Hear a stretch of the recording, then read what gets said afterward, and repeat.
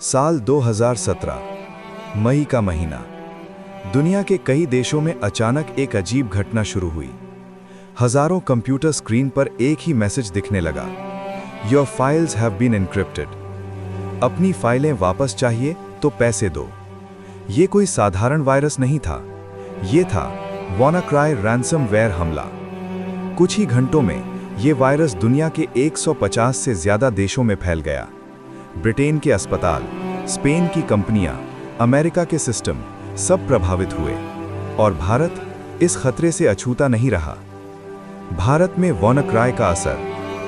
भारत के कई राज्यों में कंप्यूटर सिस्टम अचानक बंद होने लगे। कुछ सरकारी विभागों के कंप्यूटर, कुछ निजी कंपनियों के सिस्टम सब प्रभावित होने लगे।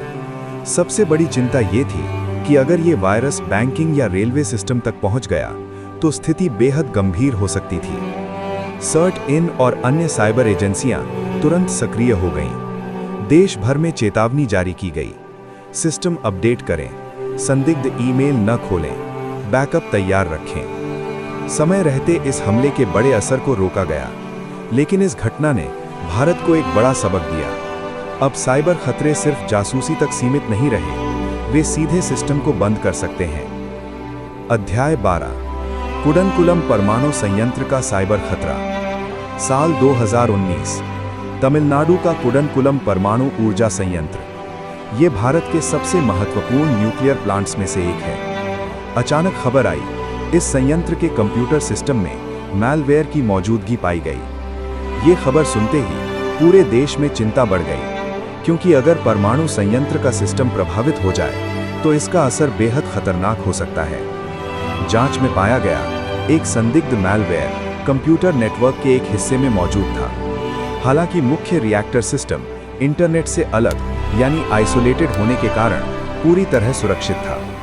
लेकिन ये घटना एक चेतावनी थी कि दुश्मन अब देश के सबसे संवेदनशील ढांचों को निशाना बना रहा था। अध्याय 13, साइबर जासूसी का बड़ा नेटवर्क। साल 2020, दुनिया के कई देशों में एक बड़े साइबर जासूसी नेटवर्क का खुलासा हुआ। इस नेटवर्क का मकसद था सरकारी दस्तावेज चुराना, सैन्य जानकारी हासिल करना और रणनीतिक डेटा तक पहुंच बनाना। भारत भी इस नेटवर्क का एक लक्ष्य था। कई सरकारी संगठनों को संदिग्ध ईमेल मिले।